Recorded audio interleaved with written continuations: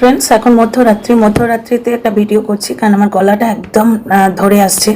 কাল সকালে তো আমি ভিডিও করতে পারি না, তোমরা জানোই। আর কাল সকালে কথা বলতে পারবো কিনা সেটারও কোনো গ্যারান্টি নেই। তো অনেক দিন ধরে একটা সাবজেক্ট নিয়ে কথা বলবো ভেবেছিলাম। তোমাদের আগেই বলেছি যে আমি এমন কিছু মহান আত্মা হিসেবে নিজেকে সাবিত করতে চাইছি না যে আমি কন্ট্রোভার্সি ক্রিয়েটার, অথচ আমার ভিউজ চাই না, সাবস্ক্রাইবার চাই না, কখনোই তা নয়।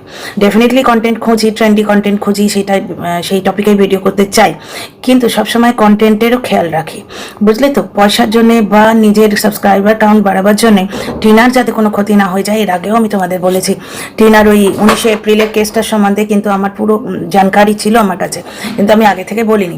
যার জন্যে একটা কমেন্ট আমার কাছে ছিল, মানে একটা কনভারসেশন আমি কনভার্স করেছিলাম, কমেন্টে ছিল, আমি তোমাদের কখনো বলিনি। আমি সেই কনভারসেশনটা দিয়ে ভিডিও করছি আজকে। এখন মনে হচ্ছে বলাটা দরকার। প্রথম কমেন্টটা হচ্ছে, একটু কনভারসেশন হয়েছে, কারণ আমি ঘটনাটা শোনার পর আমি জবাব দিয়েছি তাকে, সে আমায় আরও জবাব ব্যাক করেছে, অ্যান্সার ব্যাক করেছে। কারণ লিগাল ব্যাপার স্যাপার অনেক কিছু কিন্তু আমি জানি না। এই যেমন ফর্ম 16 বলো বা ইনকাম ট্যাক্সের ব্যাপার বলো, এগুলো আমার কাজের জায়গা থেকে ম্যানেজ করে দেয়।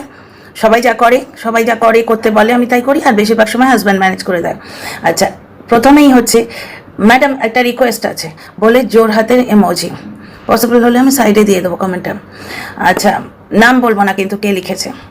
আচ্ছা, যদি টিনার সাথে আপনার কথা হয়, টিনাকে ট্যাক্স ফাইল করতে বলো।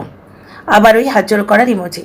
তো লিগাল টিম আছে, এত টাকা কেসের পেছনে খরচা করছে, একটা ট্যাক্স রিটার্ন ফাইল ওদের দিয়ে টিনা যেন করায়। আবার হাত জোড়ো করার ইমোজি। ইনকাম ট্যাক্স রিটার্ন, ইউটিউবের প্রমোশনের সব আর্নিংয়ের ওপর ফাইল করা এখন খুব দরকার, না হলে খুব বড় কেসে ফেঁসে যাবে। ঠিক আছে, এরপর আমি তখন কোনো জবাব দিইনি। তারপরে আমি বোধহয় কিছু বলেছি, সেটা আমার এই কমেন্টে ফ্ল্যাশ করেনি। আচ্ছা, আমি যে স্ক্রিনশটটা নিয়েছি তাতে আসেনি।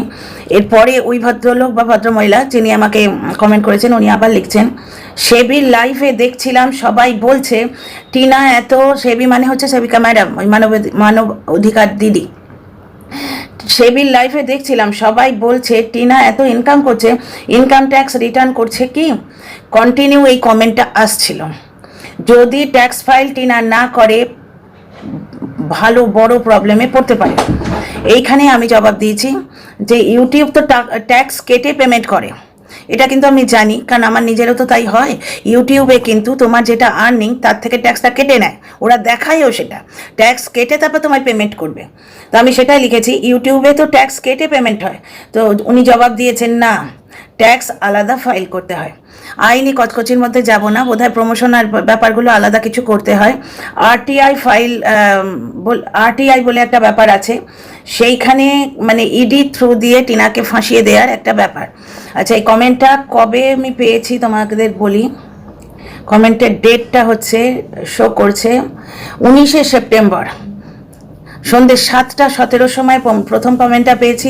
দ্বিতীয় কমেন্টটা এই যেটা মানে কনভারসেশন করেছি, কারণ আমি দেখি অনেক দেরিতে, তারপর যার সঙ্গে কনভার্স করছি তিনি দেখেন অনেক দেরিতে। তো এই করতে করতে 19 September first comment, second comment পেয়েছি 22 সেপ্টেম্বর, যেখানে না সেকেন্ড কমেন্টটা 19, 22 আমি জবাব দিয়েছি, মানে আমি দেখেছি 22। তারপরে উনি 22 তারিখেই জবাব দিয়েছেন, মানে আমি জবাব দিয়েছি ওনাকে রাত্রির 22, রাত্রির বেলা ছাড়া সময় পাইনি। এখানে দেখাচ্ছে 0.22, মানে রাত্রি 12টা 22 জবাব দিয়েছি। হ্যাঁ, উনি পরের দিন আমাকে সন্ধে 6:30 জবাব দিয়েছেন, না, ট্যাক্স আলাদা করে ফাইল করতে হয়। তার মানে এখানে হচ্ছে সেবিকা ম্যাডামের লাইভে কন্টিনিউ কমেন্ট আসছিল যে টিনা, এই অ্যাকচুয়ালি টিনার কথাটা কমপ্লিট করিনি, তারপর তোমাদের কনস্পিরেসিটা বলছি। টিনা এই যে প্রমোশনগুলো করছে, ইনকাম ট্যাক্স আলাদা করে ফাইল করতে হয়। অ্যাকচুয়ালি টিনা ব্লগার, তো ওর ইনকামটা অনেক বেশি, হয়তো সেখানে হয়তো আরটিআই কেস করা যেতে পারে। ও যদি ইনকাম ট্যাক্স না ফাইল করে, ওর বোধহয় আলাদা ইনকাম ট্যাক্স ফাইল করতে হতে পারে, কারণ ও প্রমোশনের কাজও করে। তো আর প্রমোশনের কাজে কত পয়সা হয়, সে তো জ্বলন যে টাকাগুলো চুরি করেছে, প্রায় 5 লাখ টাকা চুরি করে নিয়েছে, যেটা 10 লাখ বলে সবে টিনার ঘাড়ে চাপাতে যাচ্ছিল। টিনা একটি বুদ্ধিমানের কাজ করেছে, টিনা একটি বুদ্ধিমানের কাজ করেছে, ওই ব্যাংক স্টেটমেন্টটা রেখে নিয়েছিল, না হলে ওইটি কিন্তু 5 লাখের ডবল হয়ে টিনার ঘাড়ে পড়তো। তো প্রথম থেকেই এই জালসাজি আর কনস্পিরেসিটা জ্বলনের তরফ থেকে আসছে। আর জ্বলনের তরফের বেশ কিছু ভিউয়ার আছে যারা টিনার সঙ্গে একদম জাতি দুশ্মনী, যেটাকে বলে না জাতি দুশ্মনী, নিজস্ব দুশ্মনী পেলে নিয়েছে টিনার সাথে। পুরো ব্যাপারটা বলছি। Dear friends, welcome back to my channel my world of words. আমি সৌমি, আমি তোমাদের আমার চ্যানেলে ওয়েলকাম করছি। ডিয়ার ফ্রেন্ডস, অতীতের গহ্বর থেকে বেশ কিছু কথা আজকে তুলে আনি। বুঝতে পারছো তো, ভেতরের কথাগুলো আমি সবসময় ভেতরেই রাখতে চাই, কারণ আমি কন্ট্রোভার্সি ক্রিয়েটার। হ্যাঁ, আমি একবারে মহান আত্মা নই, এক্ষুনি আমার 4টে লোককে দিয়ে অ্যাটাক করাবে যে একবারে পয়সা চাই না, তাহলে কি করতে এসছো, তা না। ডেফিনেটলি পয়সা চাই, ডেফিনেটলি পয়সা চাই, কিন্তু পয়সা চাওয়ার তো একটা ছিঁড়ি আছে। কেউ সৎ পথে বিজনেস করে আর কেউ বেবি ফুডে ভেজাল মেশায়। ওই যে তোমরা দেখছো ফালতু থামনেল দিয়ে টাকা রোজগার করছে। কালকে একটা থামনেল পেলাম, তাতে দেখছি লিখেছে টিনার মা বলে দিয়েছে যে বাচ্চাটা বাড়িতে যাতে না আসে। 8,000 ভিউ হয়েছে তাতে। যিনি আমাকে পাঠিয়েছেন তিনিই বলছেন, দেখো আমি ভিডিওটা দেখিনি, উনি বললেন ভেতরে কিচ্ছু নেই, কোথাও টিনার মা কিচ্ছু বলেনি। হ্যাঁ, টিনার মার সঙ্গে টিনার একটা ব্যাপার আছে, সেটা সম্বন্ধে আমি জানি। ভেতরে পুরো কথাটা তোমাদের বলতে পারবো না, কিন্তু নেক্সট ভিডিওতে আবছা আবছাভাবে বলবো, ঠিক আছে? পুরো কথাটা বলা যায় না তো, ক্লাসটা লেগেছে অন্য জায়গায়, যাকে বলবো নেক্সট ভিডিওতে। এই ভিডিওর টপিক হচ্ছে ট্যাক্স। তো ব্যাপারটা হচ্ছে, টিনা এই যে ইনকাম করছে, এরা সবাই বুঝেছে, বিশেষ করে ওই চুগলখোর যে লোকটা। টিনা তো সব দিক থেকে মারা যাচ্ছে না, টিনার তরফ থেকেও কেউ গিয়ে সিক্রেট ফাঁস করে দিয়ে আসছে, বুঝতে পারছো? টিনার তরফ থেকেও কেউ গিয়ে ফাঁস করে দিয়ে আসছে সিক্রেট। এবার টিনা যদি শক্ত হাতে নিজের হালটা ধরে, আমার মনে হচ্ছে টিনা এখন সব জিনিসটা বুঝে। দেখো, কোনো জায়গায় যেতে গিয়ে তুমি যদি বোঝো রাস্তাটা পিছল, তুমি সেইভাবে চলবে। তোমায় আমি বলছি না তুমি রাস্তায় চলাই ছেড়ে দাও, যেখানে তুমি পে করেছো, 1 গাদা টাকা ইনভেস্ট করেছো, তুমি কাজ তো নেবেই, সে রাস্তায় তোমায় চলতেই হবে। সে রাস্তা থেকে আমি চলে আসতে বলছি না, সে চলেও আসবে না, আসা উচিত নয়, বোকামো না। গর্তর মধ্যে সব কিছু ঢালার পর গর্ত থেকে যে প্রয়োজনটা আছে সেটা না মিটিয়ে চলে আসাটা ঠিক না, কিন্তু সাবধানে হাঁটতে হবে, বুঝতে পারছো? টিনার এখন ভেতর বাইরে সব দিকে সাবধানে হাঁটতে হচ্ছে। জ্বলনের ব্যাপারটাও তাই, জ্বলন যে খুব একটা বেটার পজিশনে আছে তা নয়। তোমরা দেখছো পাতানো দিদির অবস্থা কি, দেখছো তো, কন্টেন্ট না দিলেই কিরকম ডিজিটালি ধমকি দেয়, এবং সেও সেবিকার আওতায় আছে। তবে জ্বলনের তরফ থেকে কাজ কিছু বেশ হচ্ছে, তার যাই হোক, এখানে ভিউয়ার্সের কথা বলছি। বহুদিন আগে থেকে অতীতের গহ্বর থেকে কিছু জিনিস তুলে আনবো, তোমাদের বললাম না। জ্বলনের বেশ কিছু ভিউয়ার্স আছে। প্রথম দিকে টিনার যখন উকিল ঠিক হয়েছিল, এই সেকেন্ড টাইম, মানে সেকেন্ড লিগাল টিম যখন এলো, তখন সেই উকিলকে জ্বলনের তরফের বেশ কিছু দর্শক পার্সোনালি ফোন করতো। জ্বলনের তরফের বেশ কিছু দর্শক উপর পড়া হয়ে পার্সোনালি ফোন করতো, করে তাকে টিনার সম্বন্ধে নানা রকম কুৎসা বলতো, যে ও তো চরিত্রহীনা মেয়ে, ও এরকম পালিয়ে এসছে, যে জিনিসগুলো ওরা ইউটিউবে রটায়, ও বাচ্চা না নিয়ে চলে এসছে, ও এইরকম হোয়াটসঅ্যাপ চ্যাট করেছে, ব্যাপারটা হচ্ছে ওদের বাড়ি থেকে সোনা চুরি করেছে, এইরকম যে নোংরা কথাগুলো, গল্পগুলো ওরা ইউটিউবে বলে করে খাচ্ছে, ঠিক সেই জিনিসগুলো উকিলকেও বলতো। এবার আমার বক্তব্য হচ্ছে কি জানো তো, উকিলের কাজ উকিল করবে, ডাক্তারের কাজ ডাক্তার করবে, বুঝতে পারছো তো? এরা হচ্ছে পয়সা দিয়ে সার্ভিস নেয়া, এদের সঙ্গে এইটুকুই রিলেশন রাখা উচিত, প্রয়োজনের কথাটুকু। টিনার সঙ্গে যে কেসটা নিয়ে কথা হবে, টিনা সেইটুকুই বলবে, বুঝতে পারছো? যে এই কেস রিলেটেড এই ব্যাপারগুলো, তাকে হাড়ির খবর বলতে গেলেই ওই চুগলখড়ি হবে, যেরকম হয়েছে এর আগে।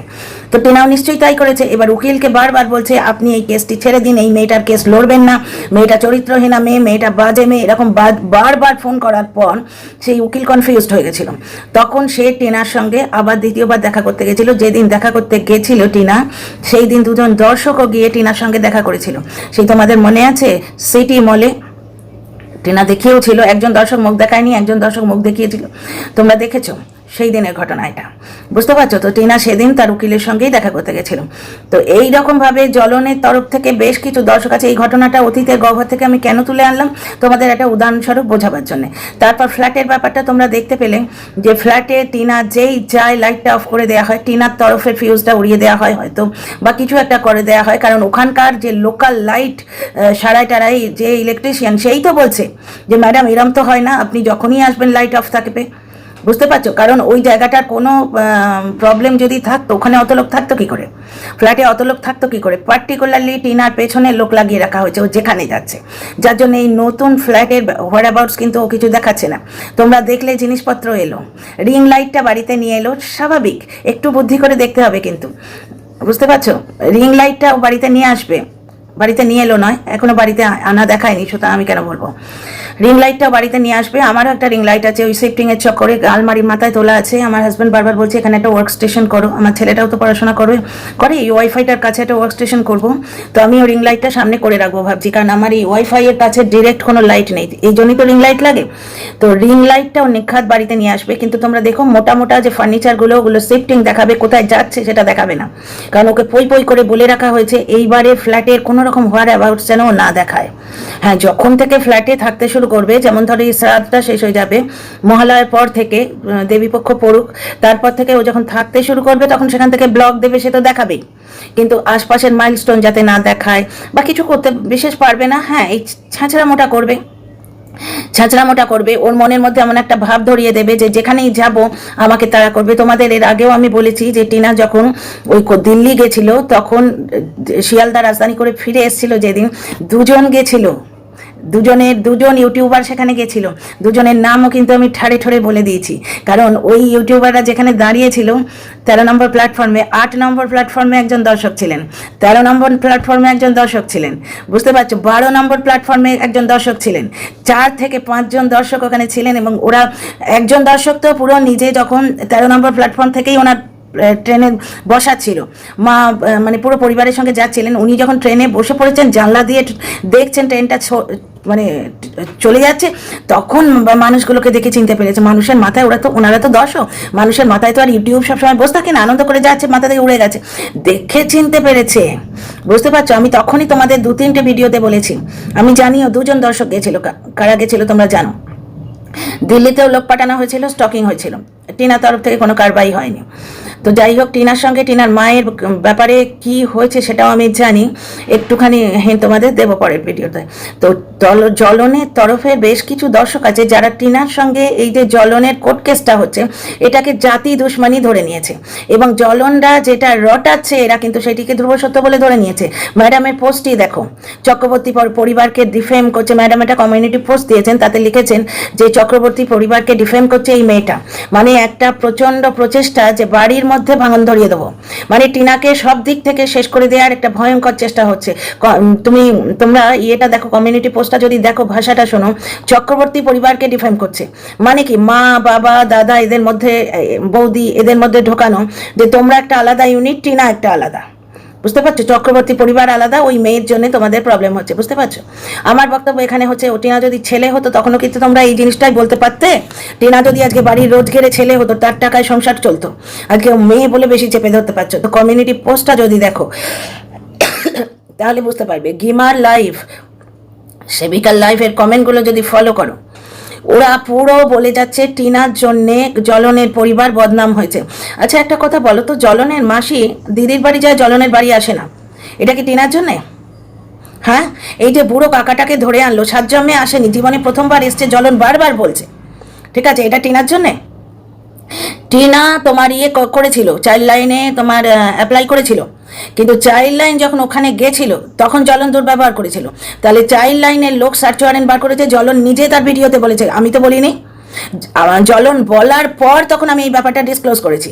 খিস্তি গাল দিয়ে পাগল হয়ে যাচ্ছে, ও তো এমনি সাইকো পাগলের মতো ব্যবহার করে, কিন্তু ব্যাপারটা ডিসক্লোজ কে করলো? জ্বলন করেছে। তো এই যে চাইল্ড লাইন সার্চ ওয়ারেন্ট বার করেছে, এটা কি টিনার জন্যে? এটা তো জ্বলনের দুর্ব্যবহারই বার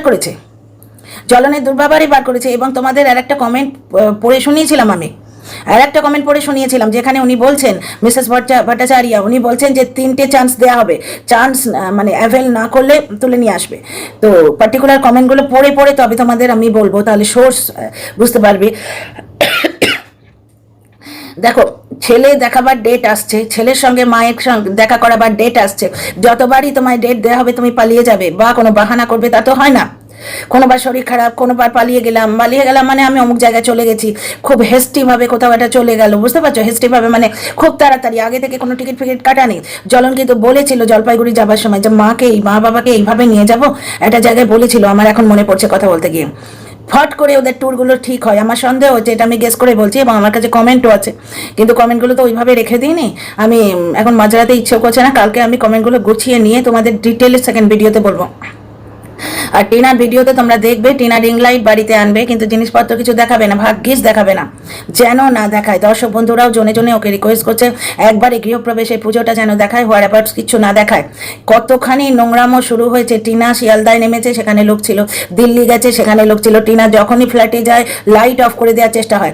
মানে কি জানো, টিনার রোজগারের জায়গাটায় ওরা আঘাত করার চেষ্টা করছে। জ্বলনেরও এটা ছিল, ডেলি ব্লগ দিয়ে দেখ না তোর কি হয়। কিন্তু টিনার ট্যালেন্টের কাছে হেরে গেছে, আমাদের ভালোবাসার কাছে হেরে গেছে। প্রথম থেকে একজন ছিলেন যিনি টিনার হয়ে লড়ে যাচ্ছিলেন, আমি প্রথম থেকে ছিলাম টিনার হয়ে লড়ে যাচ্ছিলাম। তখন তো কেউ ছিল না, এই বকটক কেউ ছিল না। বরাবর টিনার পাশে দাঁড়িয়ে এসেছি, বুঝতে পারছো, ভার্চুয়াল জায়গা জগৎটা ওর কাজের জায়গা, সুতরাং বরাবর ওর পাশে আছি। কারণ মেয়েটা ভালো, কারণ মেয়েটা ভালো। একটা ভুল সে করেছে, সে হাজারবার স্বীকার করেছে। জ্বলন কিন্তু বলেছে নিজের ভিডিওতে, ওটা ওকে শিখিয়ে দেওয়া হচ্ছিল নির্ঘাত। বুঝতে পারছো যে তুমি ডিজিটালি প্রুফ রাখো। ও যে দুটো ভিডিও করেছিল আই লাভ ইউ আমি কি তোমায় ভালোবাসি না, আর টিনা তুমি চলে এসে এগুলো ডিজিটাল প্রুফ রাখার জন্য করেছিল। এবং তাতে বারবার বলেছিল যদি আমার ভুল হয় আমি মেনে নিতে রাজি আছি, যদি আমার ভুল হয়। এই ধরনের যাদের সাইকোলজি যে সব কিছু আমার কাউকে কানাকড়ি দেবো না। বুঝতে পারছো, টিনার ছেলে জিনিস নিয়ে জ্বলনকে খাইয়ে দেয়। জ্বলনকে কোনোদিন দেখেছো নিজের পাতে জিনিস কাউকে খাইয়ে দিচ্ছে? বিস্কুট টিস্কুট দর্শকেরা দেয়, ও নিজে টেস্ট করে, ছোট বাচ্চাটাকে অবধি দেয় না। মাকে পাশে দাঁড় করিয়ে বহুদিন আগের ব্লগে ও টেস্ট করছে, মাকে একটা দেয় না। এর এইরকম মেন্টালিটি, ও ওই লাইনে ভাবতেই পারে না যে আমি কাউকে দেবো। বুঝতে পারছো, আমি কাউকে কিছু দেবো ভাবতেই পারি না। তো এই ধরনের সাইকোলজিক্যাল যাদের হয়, সাইকোলজিক্যাল টাইপস 49-এর কথা অনুযায়ী টাইপস যাদের হয় না, তাদের এই ধরনের মেন্টালিটি থাকে যে বদনাম করব, ক্ষতি করে দেবো। এবার ব্লগিংয়ে যখন সাইবার বুলিং করে আটকাতে পারলো না, ও সাইবার বুলিংয়ে আটকে যায়। ও যেদিন লাইভ করেছিল আমি প্রচুর কমেন্ট করেছিলাম, ইচ্ছে করে কমেন্ট করেছিলাম যে দেখ কেমন লাগে। বুঝতে পারছো, তো ও সাইবার বুলিংয়ে আটকে যায় কারণ ফ্রড। টিনা কিন্তু আটকায় না। টিনার মায়ের ভিডিওতেও সাইবার বুলিং হচ্ছে, আটকাতে যখন পারলো না, এদের মেন ইয়েটা হচ্ছে টিনার রোজগারের জায়গাটা খতম করে দেবে। ফ্ল্যাটে লাইট অফ রাখবে যাতে ও ভিডিও করতেই না পারে। বুঝতে পারছো? আচ্ছা, টিনার সঙ্গে টিনার মায়ের যে ব্যাপারটা, সেটা নিয়ে আমি নেক্সট ভিডিওতে আসবো। কাল সকালে ভিডিও করব, তোমাদের বলবো। কালকে ব্লগটা দেখবো, দেখে বলবো, ঠিক আছে?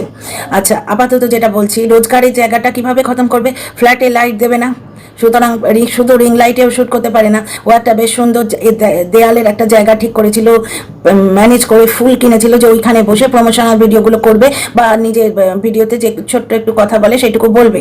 কিন্তু ফ্ল্যাটে ও গেলেই লাইটটা অফ করে দেওয়ার চেষ্টা হয়, নানাভাবে ওকে হ্যারাস করার চেষ্টা হচ্ছে।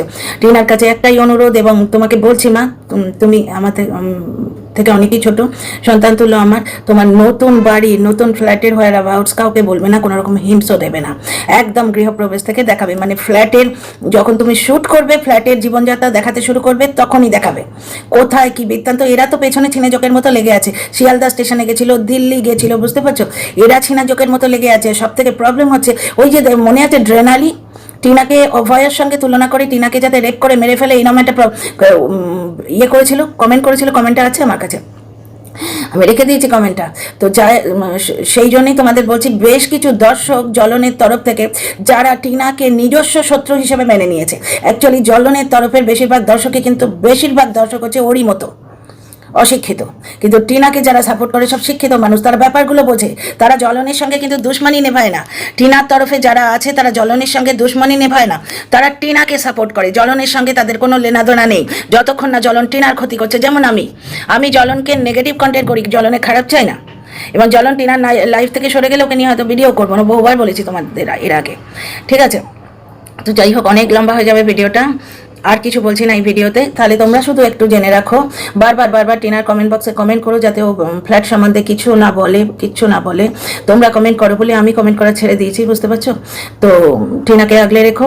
এই ভিডিওটা কালকে আমি আমি স্কেডিউল করে দিয়ে বেরিয়ে যাব, কালকে তোমরা পাবে, ঠিক আছে? See you in the next video.